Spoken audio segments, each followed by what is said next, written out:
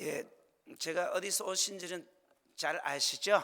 네, 캄보디아에서 왔어요. 예, 여기서 지구 반바퀴를 돌아서 캄보디아에 가려면 최소한 한 13시간 정도 한국에 갔다가 거기서 또 5시간 반, 6시간 정도를 다시 이제 태국 쪽으로, 태국 그 아래쪽에 있는 나라입니다. 인도차이나 반도 안에 있는 나라고요. 제가 캄보디아에서 왔으니까 인사를 한번 해봐야지, 캄보디아 말로, 그죠? 예, 한번 인사 한번 해보겠습니다. 따라서 한번 해보겠습니다. 저무립 수어. 예, 저무립 수어. 발음이 좋은 분은 제가 캄보디아로 모시고 가겠습니다. 예, 그 캄보디아 말로 인사할 때는 손을 모아야 돼요. 손을 이렇게. 예, 이렇게 한번 해보겠습니다. 저무립 수어. 예, 그리고 인사할 때는 또 자매들은 살짝 이렇게 무릎을 살짝 꿇어요. 이렇게. 예, 저무립 수어. 예, 이렇게. 그리고 인사할 때는 바로 옆에 앉은 분이 친한 분이다, 아는 분이 친한 분이다 그러면 뭐 잘 아는 분이고, 이럴 때는 그냥 코 밑에 정도에 이렇게 인사를 해요. 그리고 이제 옆에 계신 분이나 잘 아는 분이 인사할 때 스승님이다, 아니면 존경하는 부모님입니다, 그럴 때는 이 정도로 올립니다. 이 정도로 올리고 코 위쪽으로 올리는 거죠. 그리고 하나님입니다, 뭐 성령님 안녕하세요 할 때는 어떻게 해야 될까요?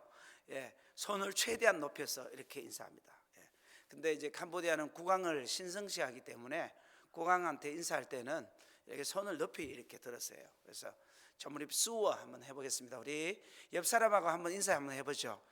옆에 계신 분이 잘 아는 분인지, 또 스승님이지 존경하는 분인지, 아니면 하나님이신지, 예, 이렇게 인사를 한번 저무립 수어 한번 해보겠습니다. 시작. 저무립 수어. 예, 저쪽에 발음이 아주 좋으신 것 같아요. 예, 발음이 아주 좋습니다. 우리 벨리중앙교회 박정호 목사님께 감사를 드립니다. 또 이렇게 강단에 세워주시고 선교를 또 이렇게 간증할 수 있도록 배려해 주신 것 진심으로 감사하고요. 또 이렇게 통성명을 하다 보니까 우리 총신 또 후배시네요.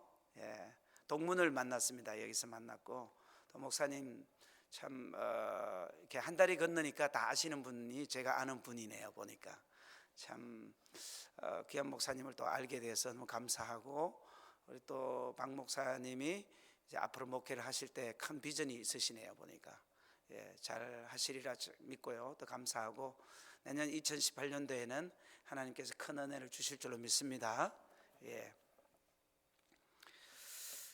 여러분은 세계의 중심인 미국에 살고 있습니다. 그렇게 믿습니까? 중국인들은 중국인이 세계 중심이라고 그래요. 캄보디아 가면 캄보디아인이 옛날에 khmer가 인도차이나 반도 전체를 다스렸거든요. 그리고 저 남부 아래쪽으로는 인도네시아 자바섬까지 해서 조공을 받았고, 말레이시아 북부까지 다스렸던 이런 khmer 제국, 태국, 라오스, 캄보디아, 베트남까지 다 다스렸던 나라가 유일하게 khmer 제국이었는데, 그 khmer 제국이 바로 캄보디아 나라입니다. 예, 캄보디아 나라입니다. 근데 여러분들은 유나이티드 스테이트에 살고 계시고 전 세계의 중심에 계신 줄로 믿습니다. 할렐루야. 예, 여러분들을 하나님께서 이 미국으로 부르신 이유 중에 하나는 뭐냐면, 하나님께서 여러분들의 믿음을 세우시기 위해서, 그리고 여러분들을 통하여서 세계를 기도로 다스리고 통치하시기 위해서, 그리고 여러분들의 비전을 통하여서 세계를 먹여 살리는 요셉의 창고로 쓰시기 위해서 여러분들을 세워주신 줄로 믿습니다. 예. 그런 자부심이 없으면 미국을 떠나야 됩니다. 네. 오늘 저녁에 참 찬양 부르는데 너무 감동이 됐어요. 예. 두 분이서 워낙 미모가 출중하신 두 분이 또 이렇게 찬양도 인도하셨지만 노래가 너무 감미롭고 감동적이고, 참 이렇게 아름다운 찬양을 부르는데도 이 자리에 안 나오셔서 기도 안 하시는 분들이 있다는 것에 대해서 참 안타까운 현실이지만, 다음 주에는 더 많이 나올 줄로 믿습니다. 할렐루야. 예, 계속 찬양이 일어날 것 같아요. 예, 찬양도 일어나고, 또 기도도 살아나고 또 목사님 메시지가 또 주옥 같은 말씀으로 이제 영혼들을 살리면 곧 이 자리가 다 찰 줄로 믿습니다. 저도 이제 잠깐 앉아서 기도하는데 굉장히 소망적인 그런 메시지를 주님이 주시고 또 우리 벨리 중앙교회를 통하여서 하나님께서 새 일을 행하시겠다 다시 말씀하셨고 다시 한 번 더 그동안의 연단의 과정을 통하여서 하나님이 새 일을 다시금 보이시겠다라고 말씀하시네요. 여러분 힘내시기 바랍니다. 숫자가 많고 적음이 아닙니다. 여러분 믿음으로 사시길 바랍니다. 믿음이 없으면 하나님을 기쁘시게 할 수가 없고 또 자기를 찾는 자들에게 상 주시는 이심을 알 수가 없습니다. 믿음은 바라는 것들의 실상이고 보지 못하는 것들의 증거예요. 이런 역사를 일으킬 수 있는 믿음으로 살아야 돼요. 의인은 믿음으로 살 줄로 믿습니다. 많은 사람이 중요한 게 아니에요. 여러분들 정말 이 10명이 1000명을 능가하는 그런 역사가 일어날 줄로 믿습니다. 그런 믿음이 있어요. 내 안에 하나님 나를 이렇게 사랑해 주시고 이 죄인이고 보잘것없고 부족하고 쓸모없는 존재를 하나님 자녀 삼아 주신 것 너무 감사해요. 하나님 나를 사랑해 주시고 나를 얼마나 아끼시는지 하나님께서 하나님의 성령을 또 보내주셨고 그것도 부족해서 말씀을 날마다 읽고 묵상하고 하나님 말씀을 되새겨 보라고 성경 말씀까지 주시고 그것도 또 부족해서 이렇게 목사님을 보내주셔서 우리 박정원 목사님 보내주셔서 또 말씀으로 또 늘 해석해 주시고 풀이해 주셔서 그 말씀대로 살아갈 수 있도록 해주신 그 은혜가 얼마나 큽니까? 여러분 힘을 내십시오. 할렐루야. 믿음으로 살 때 우리는 힘이 납니다. 사람을 보면 이 육신적인 게 생각이 많이 나요. 자꾸 뭔가 따져야 되고 뭔가 비교해 봐야 되고 뭔가 저 사람에게 있는 것 나에게 없는 것 자꾸 이렇게 따져보고 비교하고 이러면 의기소침해지고 추락하는 내 믿음을 발견해요. 사람을 보면 사람은 사랑의 대상인 줄로 믿습니다. 사랑의 대상이에요. 사람은 복음을 받을 수 있도록 우리가 격려하고 위로하는 대상이지 그 사람을 보면서 내가 위축되거나 우쭐해야 하거나 교만해야 하는 대상이 아니에요. 그래서 우리가 믿음으로 살 때 이런 것들을 극복할 줄로 믿습니다. 나의 얄팍한 지식으로 사는 것이 아니라 성령으로 살아야 돼요. 성령. 할렐루야. 성령으로 사는 사람은요 하나님의 영으로 사는 사람은 육신으로 사는 사람이 아니에요. 육신이 아무리 어렵고 힘들고 고단하고 괴롭고 실패하고 소망이 없어 보인다 할지라도 하나님의 영으로 사는 사람은 하나님의 영으로 가득 차 있기 때문에 어디로 가든지 그 사람이 가는 그곳이 피스메이커가 되고 그 사람이 가는 그곳이 치유의 역사가 일어나고 그 사람이 가는 그곳이 위로와 회복의 역사가 일어날 줄로 믿습니다. 그래서 바로 하나님의 성령으로 살아가는 사람이에요. 육으로 사는 자가 아니에요. 하나님 영으로 사는 사람들은 그분의 성령으로 살기 때문에 하나님이 말씀하신 바를 다 이루는 사람들이에요. 할렐루야. 그리고 여러분 기도한 대로 오늘 밤에 여러분 기도하잖아요, 그죠? 기도한 대로 또 사셔야 돼요. 근데 사실 여러분들 날마다 정말 기도하러 나오는데 기도 안 하는 분들이 좀 나와서 이런 이야기를 좀 듣고 좀 각성하고 다시 한 번 더 결단하고 각오하고 주님 앞에 내가 다시 한 번 더 비장한 각오로 내가 주님 앞에 주님을 섬기고 헌신해야 되겠다 이런 어떤 결단이 있어야 되는데 여러분들 사실 뭐 듣고 또 드려야 되지만 그래도 우리가 날마다 고백하면 그것이 또 좋은 줄로 믿습니다. 기도한 대로 사세요. 중보 기도하고 간구하고 하나님 이거 응답해 주십시오. 당신의 영광을 위해서 하나님 우리 교회를 위해서 우리 목사님을 위해서 하나님 우리 구역을 위해서 우리 공동체를 위해서 하나님 이거 응답해 주십시오. 하나님 이런 역사 있어야 됩니다. 하나님 내가 눈물을 흘리면서 기도합니다. 하나님 내 자녀에게 이거 응답 주시옵소서. 그렇게 기도하고 난 뒤에 기도한 대로 안 살면 주님이 응답하시려고 하는데 기도한 대로 안 살아요. 기다리지 않아요. 하나님 응답을 주실 수가 없는 거죠. 기도한 대로 사실 때 하나님께서 역사하실 줄로 믿습니다. 말씀으로 사는 것이 중요합니다. 왜 말씀으로 사는 것이 중요하냐면 말씀은 우리의 영혼을 밝히는 등불입니다. 내 가는 길의 빛입니다. 말씀이. 그래서 말씀을 하루라도 먹지 않으면 내가 견딜 수 없는 내 영혼의 그 갈증을 느껴야 돼요. 도산 안창호 선생님은 뭐 하지 않으면 어떻게 된다고 그랬죠? 하루라도 책을 읽지 않으면 내 입에 가시가 돋는다고 그랬어요. 도산 안창호 선생님. 자, 그러면 우리는 하나님의 자녀인데 하루라도 내가 말씀을 읽지 않고 묵상하지 않고 하나님의 말씀을 듣지 않고 목사님 설교하는 그 메시지에 순종하지 않는다면 내 입안에 가시가 돋아나야 돼요. 밥을 안 먹어야 돼요. 가시 돋아났는데 밥 식사 맛있게 하는 사람 봤어요? 못 먹어요. 밥을 못 먹어요. 아팠어. 그래서 그런 마음으로 비장한 각오를 가지고 우리가 말씀으로 살겠다라고 결단을 해야 돼요. 2018년도 한 해도 목사님 주시는 메시지로 살 수 있도록 믿음으로 결단하시길 바랍니다. 네, 말씀은 우리의 눈을 밝혀주고 우리의 영혼을 새롭게 해주고 그리고 말씀은 우리를 비전을 하나님 주시는 그 비전을 갖고 살아갈 수 있도록 능력을 주는 겁니다. 그래서 그 말씀 붙잡고 미래를 꿈꾸면서 살아가야 돼요. 그러다 보면 우리도 모르는 사이에 하나님이 나를 그 절망과 그 아픔 속에서 고난과 지친 그 환경 속에서 나를 세워주십니다.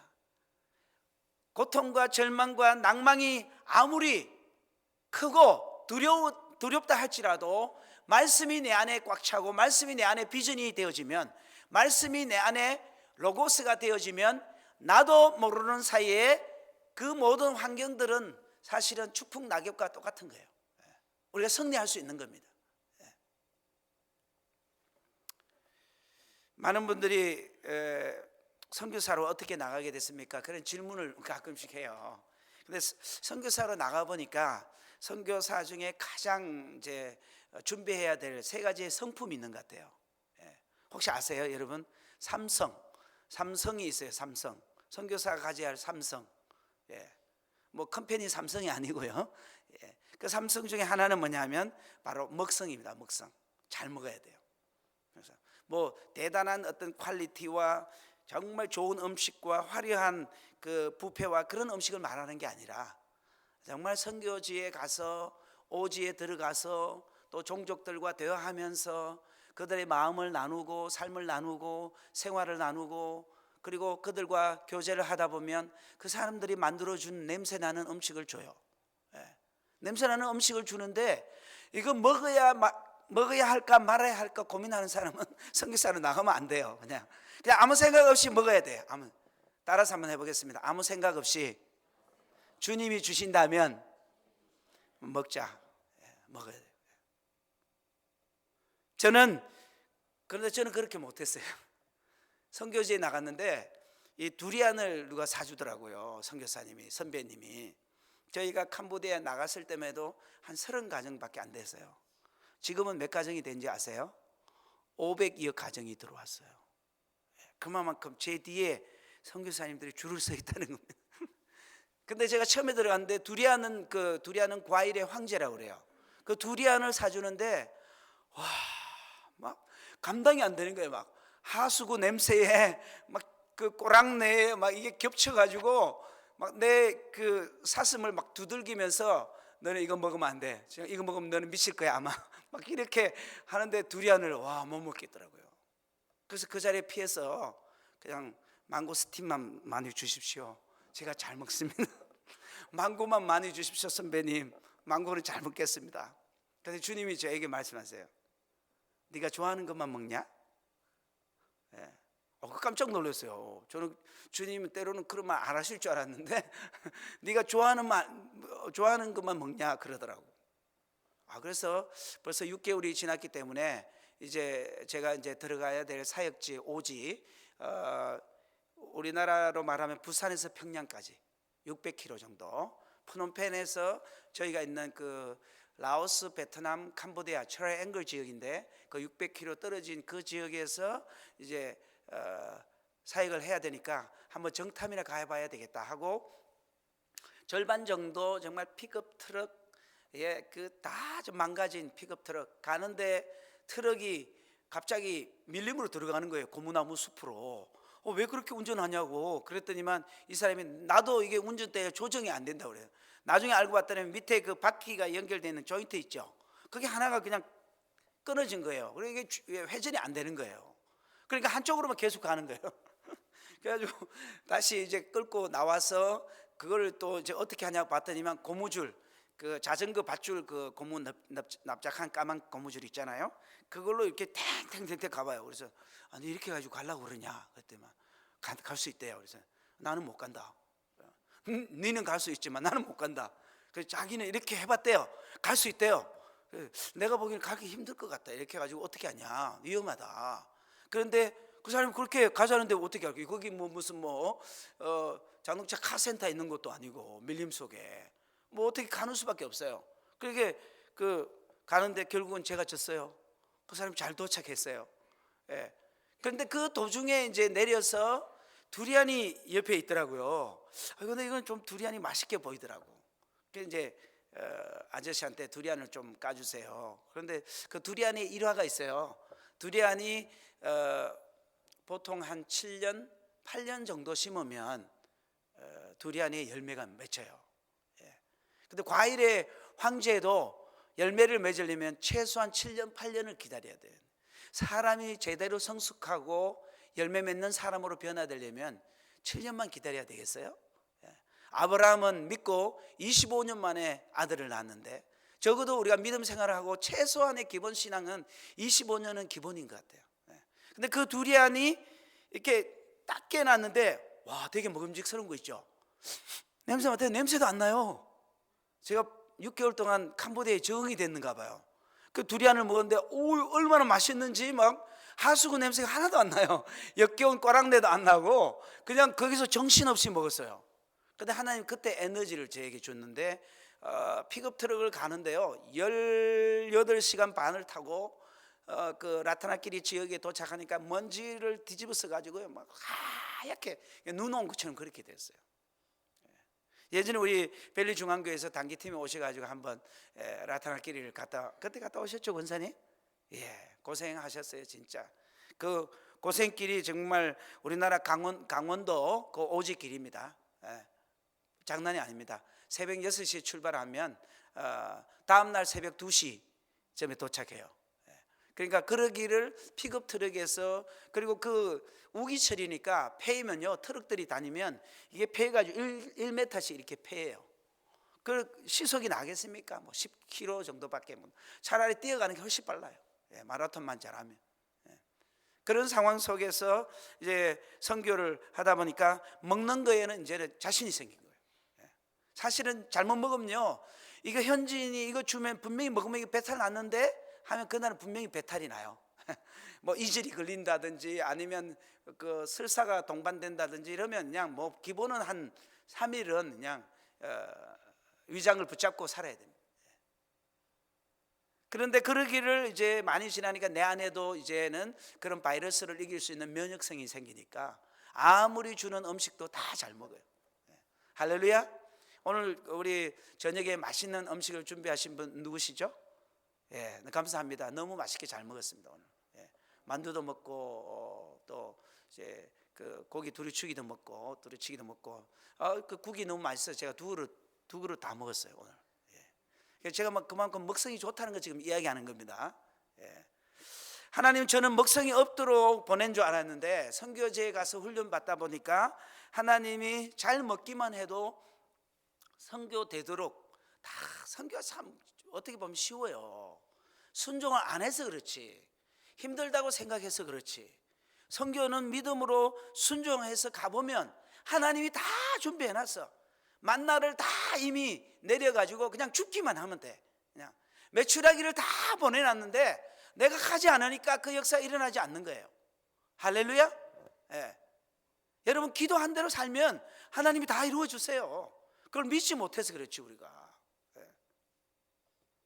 두 번째는 영성이에요. 선교사는 영성이 있어야 돼요. 무슨 영성이냐? 바로 하나님과 동행하는 영성이 있어요. 그리고 말씀대로 살아가는, 말씀이 살아있기 때문에 그 살아있는 말씀으로 사랑을 실천할 수 있는 영성이 있어요. 선교사가 영성이, 사랑으로 말씀을 선포하는 영성이 없다면 이거 심각합니다.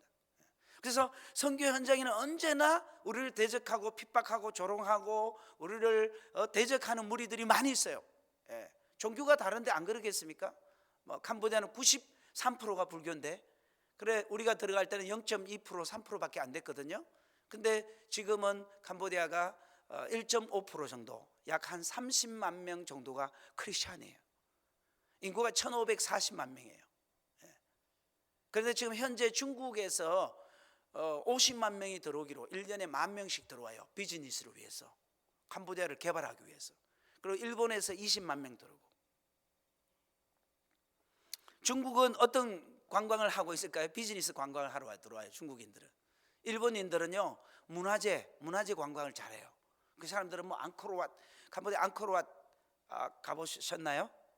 예, 안 가보신 분들은 내년에 꼭 단기 선교팀을 꾸려가지고 단기 선교도 하고, 앙코르왓도 세계 제7대 불가사의 한 앙코르왓도 한번 보고, 예, 그렇게 한번 꼭 준비하시길 바랍니다. 네, 웃으신 분들은 다 동의한 줄 압니다. 예, 그렇게 해서 준비해가지고 이제 가면, 근데 그 캄보디아의 앙코르왓이 얼마나 위대한지를, 사실 힌두교거든요. 그리고 불교예요. 그 안에 들어가면 자야바라만 7세가 어머니까지는 이제 그 힌두교예요. 근데 자야바라만 7이 소승불교로 바꿔요. 그래서 어머니가 삐져가지고 너무나 힘들어해요. 왜냐하면 아들을 이렇게 잘 키우고 잘 세웠는데, 아들이 병원도 만들고 학교도 만들고 많이 했는데 아들이 소승불교로 개종해버려요. 그러니까 어머니가 너무 슬프니까 나중에 어머니를 위해서 이제 그 성전을 하나 지어줘요. 그게 따프롬이라는 데인데, 그게 이제 여러분 잘 아시다시피 안졸리나 졸리나, 예. 그분 잘 아시죠? 예. 그분이 이제 영화를 촬영한 곳이 그쪽이에요. 예. 그래서 여러분들이 앙코르왓을 한번 보시고, 캄보디아가 이런 나라인데 왜 복음이 들어와야 되는지를 알 수 있어요. 예. 그래서 문화가 중요해요. 예. 그런데 하나님의 영성은 그것들을 볼 수 있는 눈이 있어야 되고, 그런 인사이트를 가지고 하나님의 말씀을 선포하고 또 하나님의 말씀으로 정복을 해야 돼요. 그렇다고 우리가 깨부시라는 건 아닙니다. 문화재를 깨부시고, 태국의 어떤 선교사님이 제자에게 복음을 전했는데, 문화재는 여러분들이 보기에 안 맞다 그러면 부셔도 된다고, 이래가지고 부셔가지고 추방대에 나왔어요. 이거 믿거나 말거나가 아니라 실화예요. 그분이 지금 싱가포르에 가 계세요. 제자가 얼마나 그냥 열중했는지 모르겠어요. 저는 좀 생각이 다릅니다.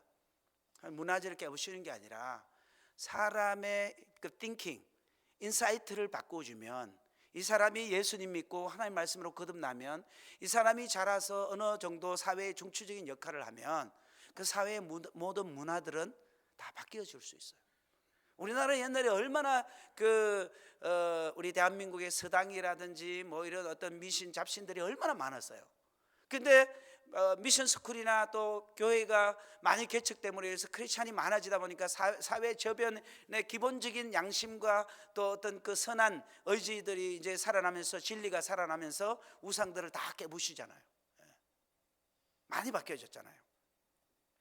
그래서 이런 영성이 필요한 것 같아요. 성령으로 살아가는 영성이 필요하고요, 날마다 주님의 말씀을 큐티함으로 인해서 세밀한 음성을 듣고 하나님이 어떻게 하실까, 예수님이라면 어떻게 하실까, 그런 믿음을 가지고 살아가는 것이 그냥 무늬만 영성이 아니라 하나님과 동행할 수 있는, 하나님의 말씀이 내 안에 살아있는 영성, 이 스피리추얼 파워를 가지고 살아가는 선교사가 될 때 힘이 있는 겁니다.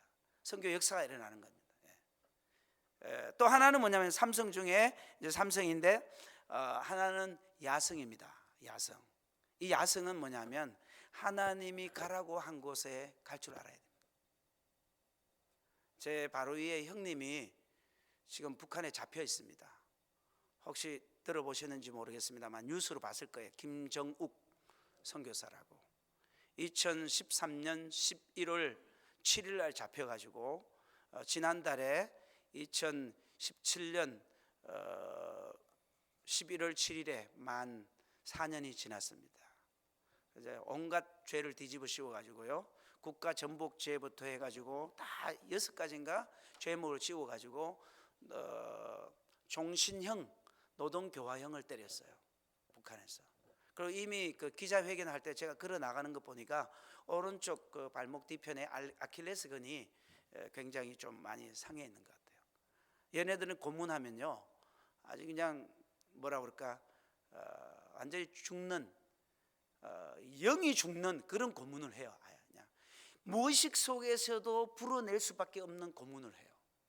신경 고문부터 시작해가지고 뭐 손톱 발톱 빼는 고문이라든지 뭐 전기 고문이라든지 이거 뭐 어마어마하죠. 이런 고문들이 그 고문들을 다 이겨내야 되는데 지난주 화요일날 제가 이면수 목사님 캐나다에서 나오신 이면수 목사님 그 세미나에서 잠깐 들어갔어요. 그 이면수 목사님 이야기를 들어보니까 참 북한의 상황이나 이런 어떤 정황들을 많이 이야기하시지만 깊게 이야기하시지는 않더라고요. 왜냐하면 또 붙잡혀 갈 수 있기 때문에. 그리고 케네스 베이 목사님이 캄보디아 오셨는데 한번 그 한인교회 제일교회에서 이렇게 또 간증하고 이야기 들어보니까 거의 뭐 미국 시민권자라 하루에 8시간씩 정규적인 노동은 했지만 그 안에서 복음도 전할 수 있고 이런 초이스들이 많았어요. 근데 한국 선교사가 붙잡혔을 때는요 이거는 그냥 가차 없습니다. 쉽지 않습니다. 그리고 지금 그러기를 4년을 지금 이제 고문을 받으면서 아우지 탄강에서 정치 노동 수용소에서 노동 교화형을 받고 있습니다. 노동 교화형이라는 것은 그 사람에게 어떤 노동을 시키든지 그 인사이트 자체를 바꿔야 된다는 거예요. 북한식으로 교화를 시켜야 되는 거죠. 그래서 교화형을 이제 종신형을 때린 겁니다. 그래서 제 형님을 제가 좋아하는 이유 중에 하나는 뭐냐면 저 신앙생활 같이 했어요. 중고등부 때 제가 1학년이었고 고등학교 그리고 형님은 3학년이었어요. 그리고 침례교회 다녔어요. 그때만 해도. 그래서 저는 침례를 받았어요. 지금은 장로교회 제가 총실 출신이거든요. 이해도 잘 안 되지만 어쨌거나 하나님 그렇게 인도하셨는데 형님이 어느 날 이렇게 꿈이라고 그래야 되나요? 환상을 봤어요. 환상을 봤는데 자기가 이제 북한에 들어가서 하나님 말씀을 선포하고 스피치를 하는 도중에 갑자기 공안이 2명이 이렇게 총을 차고 자기에게 나타난 거예요. 나타났는데 막 뭐라고 이야기하는데 말이 안 나오고 벙어리식으로 이야기를 하더라는 거예요. 그래서 이상하다, 이게 무슨 장면인가 하고 이제 계속 보니까 이 사람들이 말은 하지만 말이 안 되니까 자기가 벙어리 어버버버버 이런 식으로 하니까 방언도 아니고 그렇게 하니까 말이 안 되니까 이제 이 공안 2명이 돌아가는 거예요. 돌아가는 그 뒷면을 보고 있는데 그 뒷면 2명 사이에 예수님이 서 계시다라는 거예요. 거기서 예수님이 나를 북한 선교사로 하나님 콜링 하시는구나. 그래가지고 그때 40일 금식을 했어요. 40일 금식을 하고 이제 중국의 단동에 들어가서 국수 공장을 만들고 국수를 만들고 그래서 돈이 좀 이제 만들어지면 그걸 가지고 이제 북한에서 나온 이제 사람들 소자본을 만들어줘서 북한에서 비즈니스 하게 하고 그리고 북한에서 이제 탈북자들 이제 훈련을 시켜서 이제 보내가지고 캄보디아로 보내면 제가 받고요. 제가 받아가지고 한국 대사관에 보내서 한국으로 이제 보내고 그것도 이제 힘들다고 그랬어요. 왜냐하면 대사관에서 참사님이 연락이 왔어요. 김정영 선교사입니까? 네 그렇습니다. 웬일이세요? 선교사님 이 일을 하러 왔어요? 지금 우리나라하고 그 북한하고 관계가 안 좋습니다. 우리 정부하고도 관계가 안 좋기 때문에 이 일 하지 마세요. 하면 큰일 납니다. 제가 이게 엄포가 아니라 실제입니다. 막 겁을 주는 거예요. 우리 대사관에서. 그래서 내가 우리 대사관에서 뭐 이게 우리 대한민국 국민을 이렇게 겁을 주고 엄포를 주냐. 그래가지고 제가 2팀만 모르게트 받고 형님한테 형 이제는 이쪽으로 보내면 안 되겠다고. 왜냐하면 대사관으로 보내서 한국으로 넘어가야 되는데 그 과정이 어렵습니다. 했더니만 이제 형님이 안 보내고 직접 그 라오스로 들어왔어요. 그 라오스 7명 데리고 들어오다가 잡혔는데 그때 이제 저희 형님 라오스에 이제 형님 선교사로 계셨거든요. 한 30년 하시고 그때 형님은 한 15년 정도 하시고 돌아가셨고 형수님이 한 30년까지 계속 하셨어요. 하시고 올해 5월 달에 30년 사역을 마감하고 한국으로 철수했습니다. 그런데 그 형수님이 연락이 온 거예요. 삼촌 지금 그 정욱이 형이 잡혔다는데 어떻게 하면 좋죠? 그래요? 그 사람들 얼마 요구하죠? 10,000불을 요구하는데 어떻게 하죠? 그래서 제가 그랬어요. 10,000불이 무슨 뭐 애 이름이냐고 그렇게 쉽게 10,000불을 요구하냐고. 그 친구들 웃긴다고. 그러면 당장 그 전화하셔가지고 그 친구들한테 우리 한국 대사관에 신고해서 대사관끼리 그냥 문제를 풀겠다고 이야기하세요. 그러면 가격이 확 떨어져 한 1,000불대로 떨어질 겁니다. 그렇게 이야기를 했어요. 그래 했더니만 실제로 전화를 딱 하니까 1,200불만 주면 1,200불만 주면 풀어주겠습니다. 이렇게 된 거예요. 그게 나왔어요. 나왔는데 다음에 조금 더 다른 통로를 이용해가지고 12명을 데리고 이제 라오스를 통해서 이제 넘어오는데 중국하고 국경이니까요. 넘어오는데 이쪽으로 들어오는 통로에 5명이 먼저 들어가길래 잘 들어가나 싶어서 형님이 6번째에 들어왔는데 또 잡힌 거예요. 이미 정보가 다 있죠. 걔네들이 정보가 다 있어서 잡혔는데 그 안에서 들어가자마자 머리는 다 빡빡 깎이고 뭐 완전히 제대로 된 그 북한 아이들 취급을 당했어요. 7개월을 감옥에 살았는데 가장 슬펐던 이야기를 하는데, 내가 내 어머니도 돌아가셨을 때 그렇게 슬프게 안 울었는데 그 감옥 안에서 내 탈북자 데리고 왔던 아이가 한 명이 그 안에서 거식증으로 죽은 거예요. 너무 밥도 안 주고 밥도 못 먹고 이렇게 거기서 장례를 그 감옥 안에서 치렀는데 너무 슬펐다고. 그래서 그걸 이제 간증을 하는데요. 저도 참 선교사지만 참 형님은 대단한 야성을 지녔구나. 대단한 야성을 지녔다. 사실 야성이라는 게 별게 아니에요. 하나님이 가라고 한 곳에 그곳에 가는 것이 야성이고, 하나님이 있으라고 한 그곳에 있는 것이 믿음의 야성을 가진 사람입니다. 여러분, 오늘 이 자리는 여러분들이 철야 기도로 나왔지만 이 자리가 바로 여러분들의 야성의 믿음을 세우는 기도의 자리인 줄로 믿습니다. 여러분들이 기도할 때 우리 벨리 중앙교회가 부흥하고 또 하나님 나라가 확장되어지고, 또 여러분들이 기도할 때 여러분들의 가정의 파수꾼으로 하나님이 세워줄 때 여러분들을 통해서 여러분들의 자녀가 또 여러분들의 가정이 시험에 들지 않기 위해서 우리가 기도해야 돼요. 꼭 기도해야 되나요? 선교사님, 기도해야 돼요. 왜? 우리가 육신을 입고 있는 동안에는 우리는 기도해야 돼요. 기도 안 하면 우리도 언제든지 시험에 빠질 수 있어요. 왜? 사단이 버젓이 우리를 노려보고 째려보고 우리를 시험에 빠뜨리려고 하고 있기 때문에 우리 기도해야 돼요. 그래서 여러분들의 야성은 바로 이 기도 자리를 지키고 이 벨리 중앙교회를 지키고 여러분들이 믿음으로 나가는 것이 바로 여러분들의 야성이에요. 할렐루야.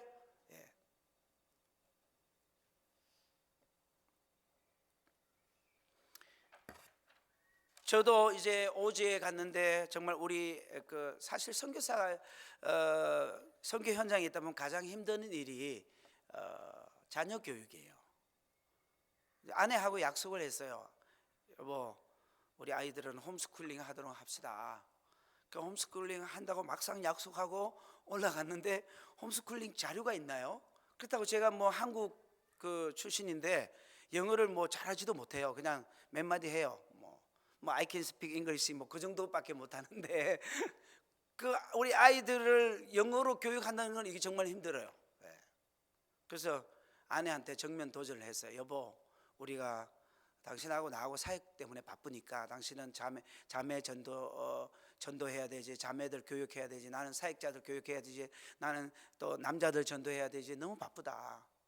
그러니까 우리 아이들을 좀 이렇게 제대로 교육시킬 수 있는 현지인 학교로 우리가 정면 돌파하자. 아내가 너무 많이 힘들어 하더라고요. 그런데 그 학교가 아니나 다를까 전기가 안 들어오는 학교고 화장실도 없는 학교예요. 애들이 아침에 7시부터 11시까지 오전 수업인데 그 6시 40분에 걸어가거든요. 그럼 막 바닥에 비포장 도로라 먼지가 꽉 찹니다. 그걸 뒤집어 쓰고 아이들이 학교를 가요. 학교를 가고 11시에 마치고 오는데 집에 돌아오면 제가 잠깐 점심 먹으러, 캄보디아는 이제 11시가 점심시간이니까 더워서 11시가 점심시간이에요. 그래서 아침엔 7시부터 시작해요. 점심 먹으러 잠깐 들어갔는데 세상에 애가 집으로 돌아왔는데 아빠한테 인사도 안 해요. 너무 소변을 오래 참아가지고 4시간을 참으니까 화장실이 없잖아요. 이미 거기 있는 아이들은 그 학교 옆에 그 웅덩이가 있어요. 작은 연못이 있는데 자기네들끼리 그냥 남자가 들어가고 여자가 들어가고 이렇게 잘 교대해가지고 노상방뇨로 완전 범죄를 그렇게 다 하고 있어요. 하고 있는데 우리 애들은 그걸 아나요? 모르니까 그냥 화장실 없으니까 계속 참는 거예요. 참고 참다가 결국은 이제 집에 와서 아빠한테 인사도 못하고 화장실부터 들어가야 되는 그런 상황에서 둘째 얘가 지금 방광염에 아토피에 정말 질병을 달고 살았어요. 그래서 이제 하나님 좀 똑똑하게 길러주신 것 같아요. 자녀 교육이 정말 힘들었어요. 우리 아이들이 이제 초등학교 막내가 이제 1살 때 갔으니까 우리가 2년 동안 프롬펠에서 언어 공부를 했으니까 3살이죠. 막내가 3살, 얘는 5살, 그리고 이제 언니는 7살. 이런 학생들이 이제 막내는 유치원에, 그리고 이제 언니 둘은 초등학교 1학년부터 이제 다녔으니까 세상에 학교만 갔다 오면 애들이 등짝이 아프고 어깨가 아프다고 그래요. 그래서 옷을 이렇게 벗겨 보니까 세상에 멍이 들어가지고요, 꼬집혀가지고, 야, 아니 우리 토끼같이 이렇게 이쁜 딸들을, 이쁘잖아요, 그죠 목사님, 그죠? 예, 아유 감사합니다. 예, 우리 토끼같이 이렇게 예쁜 딸들을 그냥 꼬집어가지고 멍이 다 들게 해놨으니까 제가 아빠가 기분이 좋겠어요? 당장 달려가가지고 그냥 학교 대문을 막 그냥 열고 들어가서 선생님 나왔어요! 이렇게 고함치려고 그랬는데 또 성령님이 네가 목사냐, 네가 복음을 전하러 온 선교사냐, 네가 그래 하면 되겠느냐. 주님은 가끔씩 꼭 이럴 때 좀 말씀하세요. 참 좀 지나치고 말씀하셔도 되는데 말씀하시니까 어떻게 들어가지도 못하고 대문 밖에서 그냥 물끄러미 쳐다보고 있다가 그냥 다시 돌아왔어요. 얼마나 오래 참았는데, 6개월을 그걸 참았는데 보통 일이 아니에요. 나중에 알고 봤더니만 이 아이들이 얘네들을 미워해서 꼬집고 터세를 한 게 아니라, 그때 만약에 제가 큰 소리 쳤으면 큰일 날 뻔했어요. 걔네들이 미워해서 그런 게 아니라 얘네들 피부가 너무 하얗고 이쁘니까, 거기 아이들은 다 새카맣고 막 피부가 그렇거든요. 그러니까 이런 하얀 아이들을 처음 본 거야. 그래서 맨날 그 피부를 한번 뜯어보고 탄력성이 있는지 없는지, 예쁜지 아닌지 막 이렇게 피부를 막 꼬집어 보기도 하고 당겨 보기도 하는 게 결국은 멍이 다 든 거예요. 그래도 어떻게, 얘네들은 처음 갔는데 걔네들이 뭐 그렇게 해도 뭐라고 그러질 못하잖아요. 근데 딱 6개월이 지났는데요, 진짜 1년 딱 되니까 얘네들 이제 각자 반에서 자기의 위치에서 1등씩 다 하는 거예요. 캄보디아어를 잘 해가지고. 그래서 나중에는 이제 거꾸로 됐어요. 거꾸로 돼가지고 그 반 친구들이 이제 불량식품, 껌, 그 다음에 사탕, 초콜릿, 불량식품 많이 들어와 있거든요. 거기도 태국에서 베트남에서 들어와가지고 그걸 갖고 가지고 내 것 좀 먹어줘, 내 것 좀 먹어줘, 친구 해줘 이러면서 막 애들한테 이제 막 뭐라 그래, 물질로 공사한다고 그러나요? 좀 친구 해줘 이렇게 하면서 먹어달라고. 어떻게 해요? 우리 아이들이 그 이야기를 저한테 하더라고. 그때는 골라가지고 받아줘가지고 먹어줘야 친구가 돼. 그리고 앞으로는 계속해서 다 받아줘. 그런데요, 이제 주일날 예배 드리면 우리 큰애하고 둘째는 자전거를 타고 딱 나가요. 아침에 7시 반에 저희가 예배 드리거든요. 일찍 드려요. 그러면 한 6시 반쯤에 나가지고 자전거 타고 쭉 한 바퀴, 다운타운에 한 10,000명 정도가 모여 사는데 쭉 이게 그 한 도가 그래요. 한 도가 우리나라 강원도 정도 되는 도인데 그 도로 쭉 돌고 오면 애들 10명씩 달고 오는 거예요. 10명씩 달고 와가지고 교회 와서 예배 드리고. 근데 그 아이들이 지금 다 커서 대학생이 되고 우리 교회에, 그 라타나끼리 교회에 교사도 하고 봉사도 해요. 또 몇 명은 따라 내려와가지고 푸놈펜에 저희가 지금 국제학교 건축을 거의 다 했어요. 4층으로 거의 다 했는데 나머지 이제 안에 뭐 칠판이라든지 의자라든지 뭐 이런 게 필요한 도구만 좀 들어가면 거의 한 2달 정도 있으면 다 완성이 될 것 같아요. 거기에 지금 현재 교감 선생님이 35살인데 그때 저희가 17년 18년 전이니까, 예? 그때 그 아이들이 벌써 커가지고 이렇게 나이가 많아졌어요. 고등학교 1학년인데 저희한테 잘 배워가지고 저희가 전략이 뭐였냐면 1시간 정도를 우리가 수업을 하면 45분은 이제 수업을, 만약에 영어를 가르친다 그러면 영어를 45분 가르쳐요. 그리고 10분은 찬양 한 곡을 무조건 배워야 돼. 찬양, 영어 찬양을 배우든지 캄보디아 찬양을 배우든지 한국어 찬양을 배우든지 무조건 10분은 찬양을 한 곡 배워야 돼요. 그리고 나머지 5분은 무조건 성경 한 구절씩 암송해야 돼요. 그런데요, 세상에 300명이나 몰려왔어요. 우리 학원에. 무료 학원이니까. 근데 무료 학원의 단점은 뭐냐면 애들 오기 싫으면 안 오는 거예요. 오고 싶으면 오고. 이게 좀 단점이더라고. 근데 우리 이제 프롬펜 학교는 아마 이제 일정한 금액을 받을 거예요. 물론 공장지대에 다니는 빈민촌 아이들이 많아서 그렇게 받을 수는 없고, 한 달에 한 오전 오후반 해가지고 $30 정도를 받아야 돼요. 그래도 교사들 월급 주기도 좀 버거워요. 그런 상황인데, 근데 그 아이들에게 이제 찬송가 한 곡, 또 성경 한 구절 하니까 1년에 한 200곡 정도, 200곡 정도를 찬양하고, 성경 구절도 약 한 200곡, 200구절 정도를 암송해요. 성경 말씀을 200구절 암송한다? 대단합니다. 10년, 20년 신앙생활 한 사람들도요, 성경 200구절 암송하기 어려워요. 그 얘네들이 자연스럽게 영어 공부 가르쳐주고 한국어 가르쳐준다고 그래가지고 왔는데, 와서 보니까 자기도 모르는 사이에 그 하나님이 콩나물 시루에 물 주듯이 계속 물을 준 거야. 그러다 보니까 그게 말씀이 자라나고 기도가 자라나고 찬양이 자라나니까 얘네들이 크리스찬이 돼버린 거예요. 자기도 모르는 사이에. 할렐루야. 얼마나 멋있는 전법인지 몰라요. 그래가지고 저희가 거기서 그 경험한 걸, 하나님이 다 거기서 오지에서 경험한 거를 지금 프놈펜에서 국제학교를 하게 하는 이유가 있다. 그래서 저희는 바라기는 캄보디아 우리 학생들이 지금은 뭐 유치원만 있지만 이제 내년에 1학년 받을 거예요. 그 다음에 1학년 받으면 6학년까지 다 받아야 되는데, 그러면 넌 크리스찬 아닌 사람이 너무 많아요. 하나님 자녀가 아닌 사람이 너무 많으니까 다 우리가 받을 수는 없고 1학년만 받아서 다음 1학년으로 또 올리는 거예요. 그러면 유치원에서만 바꾸면, 아이들을 하나님의 사람으로 바꾸면 그냥 계속 올라가는 거예요. 그래서 6년 지나면 자동적으로 6학년까지 다 크리스찬이 되는 거예요. 그리고 1년에 하나님 말씀을 200구절 암송하고 찬양을 적어도 100곡에서 200곡 정도는 다 마스터할 수 있는 아이들로 바뀌어지는 거예요. 할렐루야. 이런 아이들이 10년, 20년 자라면 캄보디아는요, 계속해서 대물림하는 나라예요. 대물림한다는 건 뭐냐면 종교도 대물림하고요, 그리고 권력과 부도 대물림하고요, 자기들이 가지고 있는 직업과 경제, 비즈니스도 대물림하고 다 대물림해요.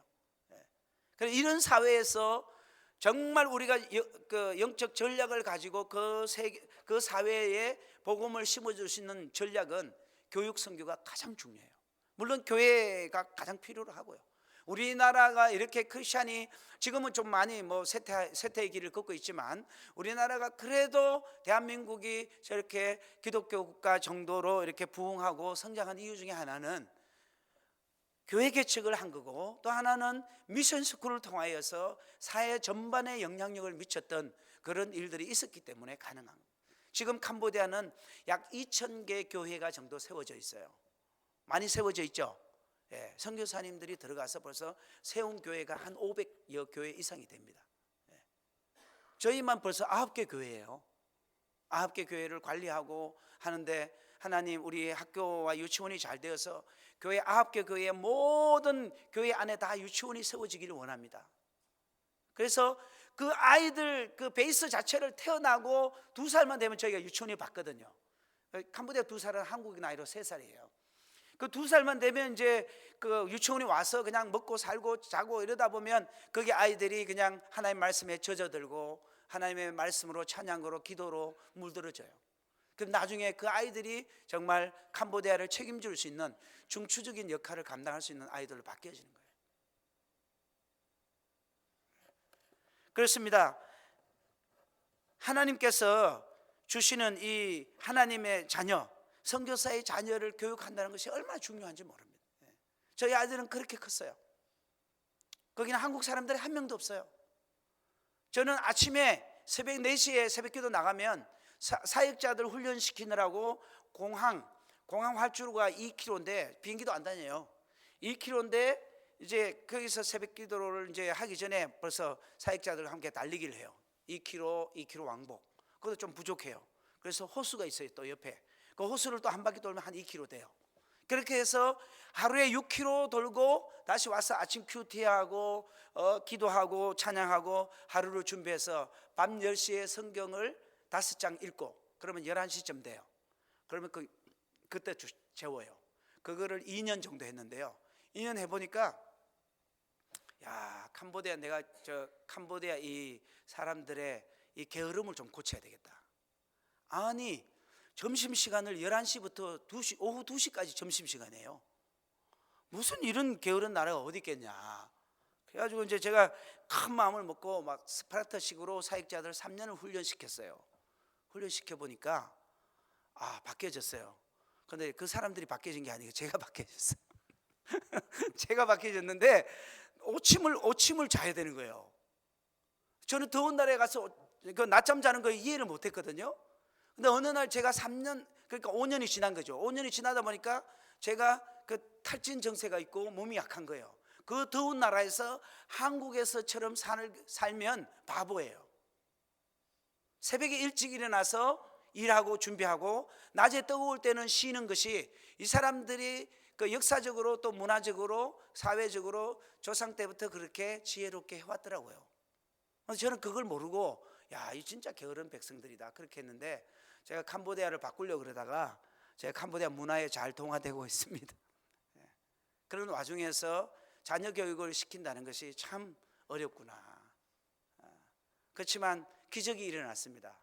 기적이 일어났고요. 우리 첫째, 둘째는 지금 커뮤니티 칼리지에 다니는데 이번에 2년을 잘 거의 마쳤는데요. 둘 다 만점이 나왔어요. 4.0 만점이 나와서 UC 버클리하고 UC LA에 지금 넣어놨어요. 그래서 제가 야, 그런 데는 돈도 비싸고 등록금도 비싼데 어떻게 하려고 그러냐. 제발 좀 장학금 주는 데로 가라. 학교가 조금 수준이 좀 낮아도 그렇게 하는 게 부모를 도와주는 거고 니네가 할 일이 아니겠냐. 아빠, 엄마 걱정하지 마세요. 우리 등록금은 하나님이 다 준비해 놓으셨으니까 걱정하지 마시고 1월 10일 날 이제 한국으로 나가요. 4월 달에 발표 나는데 자신감이 있어요. 보니까 둘 중에 하나는 된다는 거예요. 그래서 이제 한국에 1월 10일 날 나가서 등록금을 벌어야 돼요. 6개월 동안. 그 남아있는 과목은 온라인으로 다 공부할 수 있어요.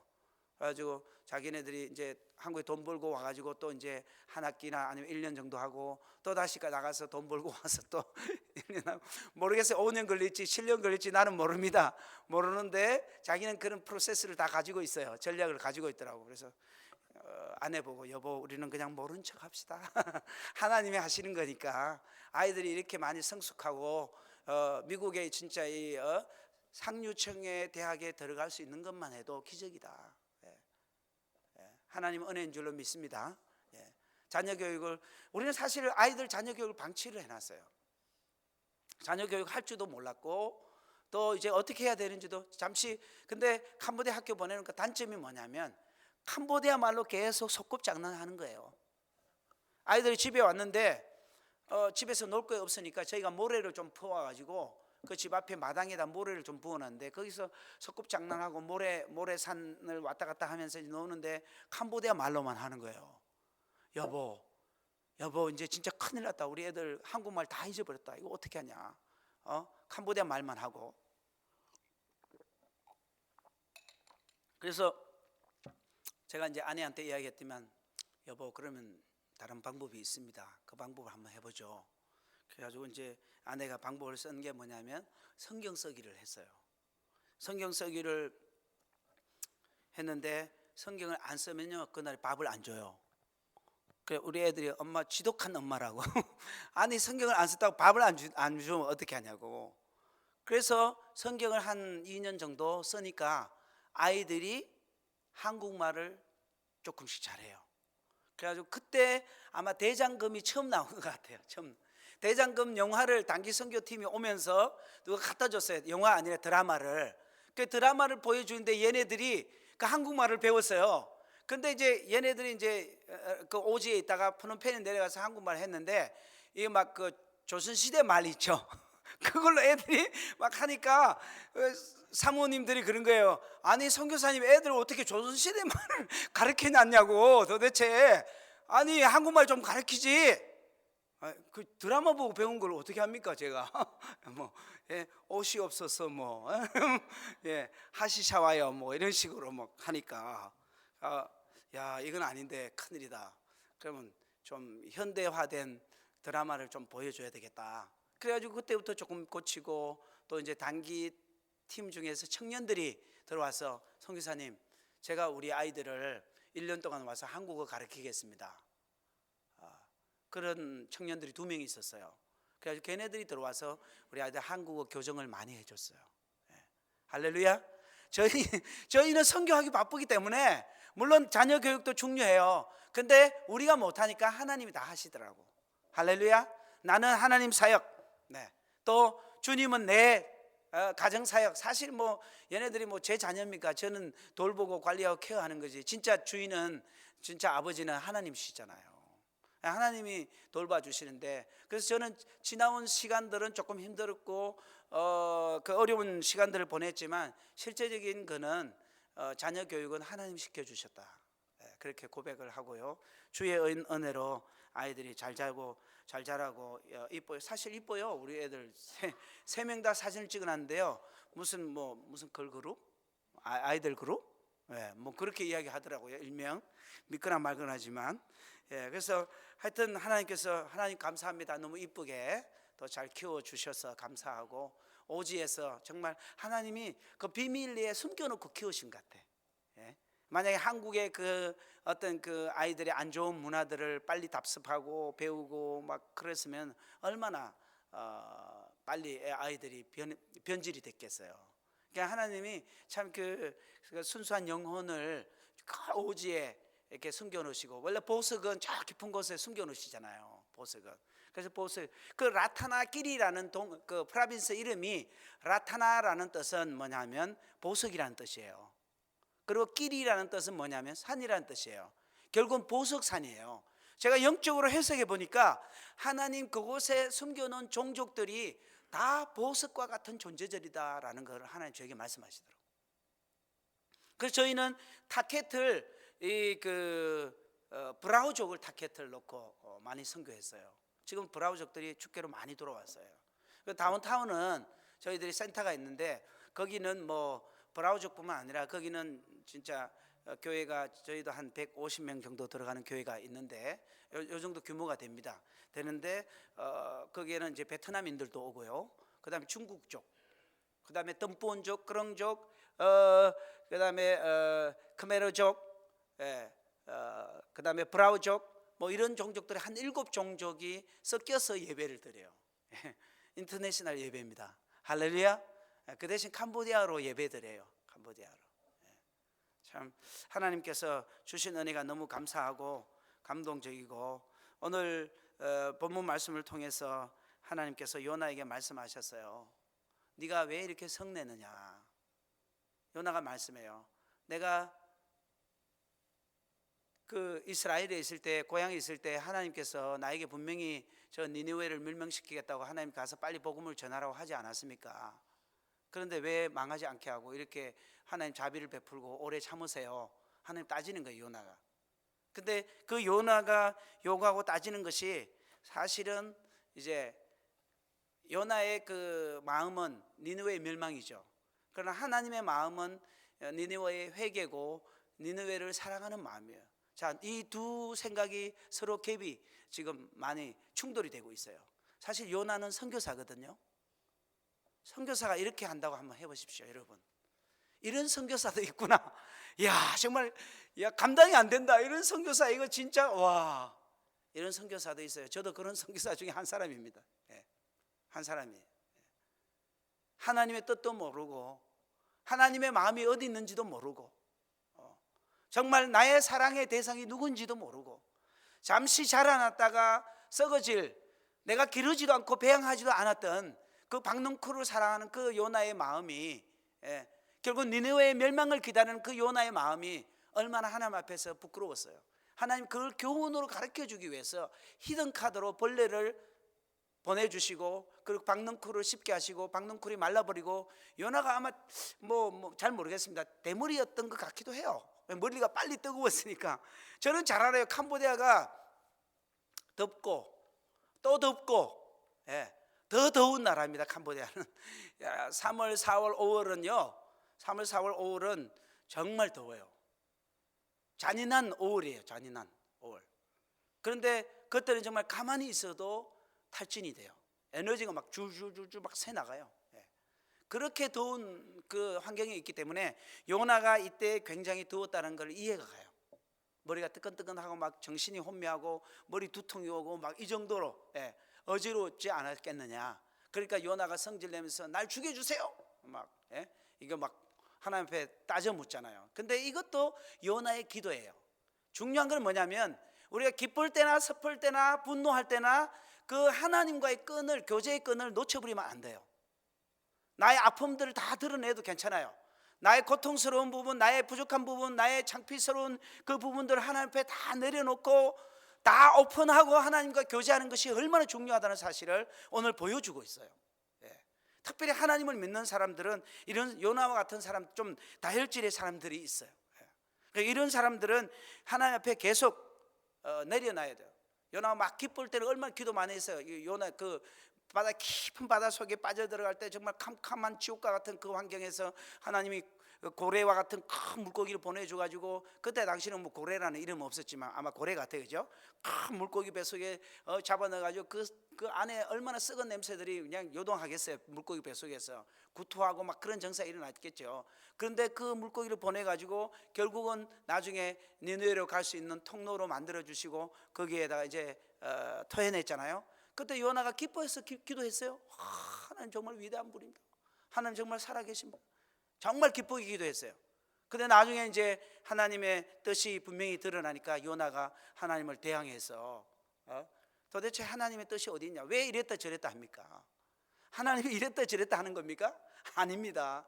용서하는 거는 잠시 머뭇거려도 좋아요.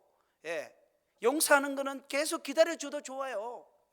사랑해 주는 거는 그 머뭇거리는 게 아니고, 그거는 이랬다 저랬다 하는 게 아닙니다. 그거는 하나님의 자비로 계속해서 용서해 주는 거예요. 용서해 주는 거. 그래서 오늘 이 요나 선교사님이 제대로 정신을 차리고 깨닫고 난 뒤에야 하나님이 교훈을 주세요. 네 봐라, 네가 그냥 하루아침에 자랐다가 죽어버리는 그 박농클을 네가 사랑하는데 니느웨 한번 봐라. 니는 니느웨 멸망하기를 기다리고 있지만 니느웨는 정말 12만 명이나 되는 사람들이, 좌우를 분辨치 못하는 사람들이 거기에 살고 있고 육축도 엄청나게 많은데 내가 그 사람들을 어떻게 버려둘 수가 있느냐. 그들은 나의 창조하는 자들인데. 거기서 요나가 꼬꾸라지죠.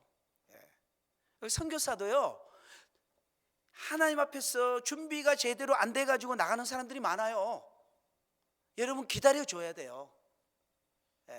기다려줘야 되고, 마찬가지의 교회 성도님들도 그래요. 정말 이 교회가 완전하게 뭐 의로운 자들이 와 있는 건 아니잖아요. 예수님 믿어도 여전히 죄 가운데 있는 어떤 습관을 버리지 못한 사람들이 있는데, 그분들을 우리가 볼 때 정말 우리가 불쌍히 여겨야 돼요. 불쌍히. 우리 옆 사람 한번 보면서 인사 한번 하겠습니다. 나는 당신을 불쌍히 여깁니다. 사랑합니다. 불쌍히 여김의 대상이지, 사람을 이렇게 경쟁적으로 또 이렇게 막 그런 그건 이제 우리가 피해야 됩니다. 그걸 이제 버려야 됩니다. 안 좋은 거는 우리가 버려두고 정말 하나님이 기뻐하시고 좋아하는, 하나님 따라서 한번 해보겠습니다. 하나님이 사랑하는 것을 나도 사랑하자. 하나님이 아끼는 것을 나도 아끼자. 그게 중요해요. 하나님 뭘 사랑하세요? 하나님 뭘 아끼세요? 하나님 어떤 것을 좋아하세요? 나도 하나님을 사랑하니까 나도 하나님 좋아하는 건 나도 좋아하겠어요. 하나님 아끼는 건 나도 아끼겠어요. 하나님 사랑하는 건 나도 아끼겠어요. 하나님 아끼는 거는요, 변화받지 못하고 회개하지 않는 영혼이 회개하기를, 돌아오기를 기다리는 것을 하나님은 그것을 좋아하세요. 하나님 그 영혼을 아끼세요. 그 영혼을 바라보면서 우리가 안타까운 마음을 가지고 기도하시기 바랍니다.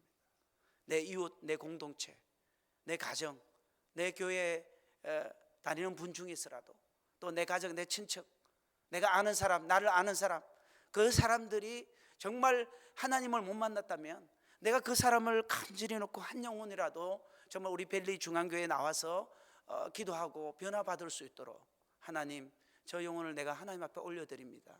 하나님 기뻐 받아주세요. 변화시켜 주세요. 회개하게 해주세요. 하나님 만나게 해주세요. 주님의 십자가를 자기의 사랑으로 받아들이게 해주십시오.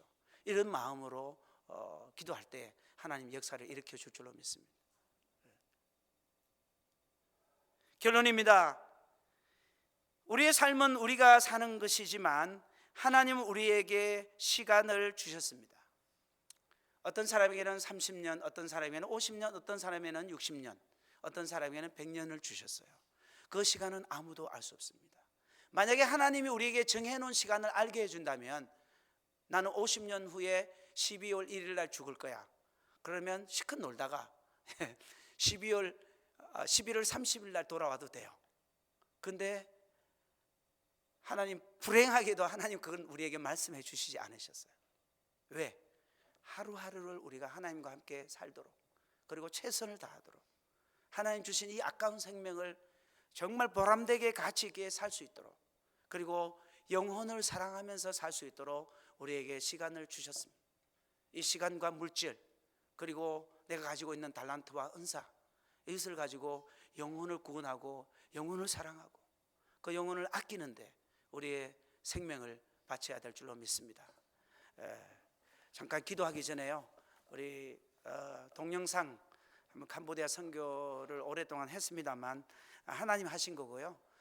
제가 고백하기는 저의 인생의 선교의 주제의 모토는 하나님이 하셨습니다. 하나님이 하십니다. 하나님이 하실 것입니다. 모토를 삼았습니다. 영상을 보시고 기도해 주시면 감사하겠습니다.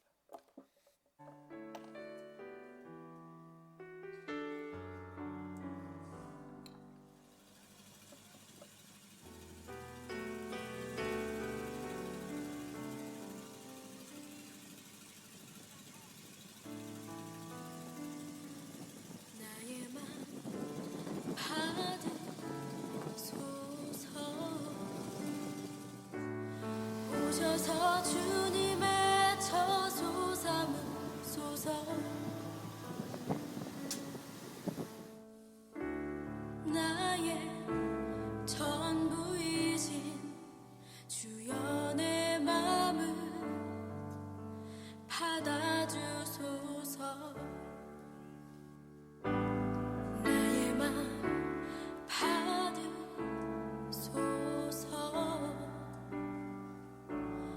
오셔서 주님의 저소 삼으소서. 나의 전부이신 주여 내 맘을 받아주소서. 나의 맘을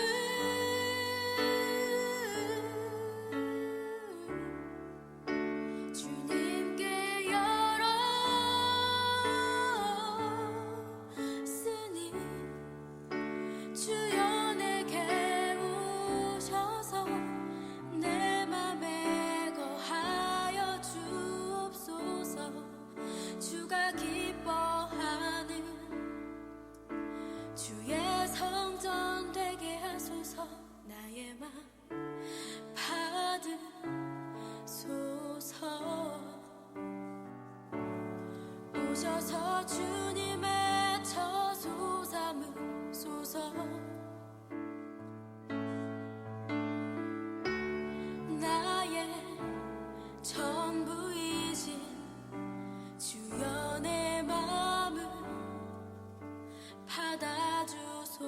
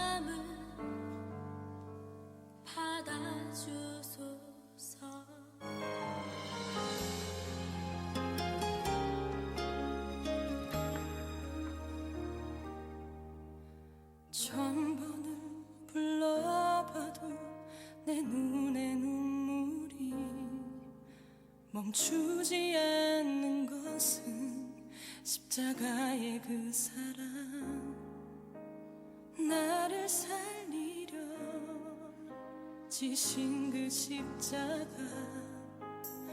모든 물과 피 나의 더러운 죄 씻으셨네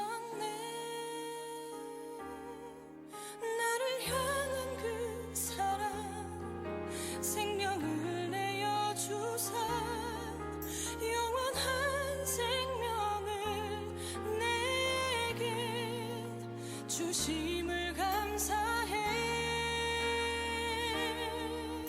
천 번을 불러도 Mùi bị bậy thả dậy 내 đây 눈물을 멈추지 않는 것은 십자가의 그 사랑 나를 살리려 하늘 보자 버리신 나를 사랑하신 분 그분이 예수요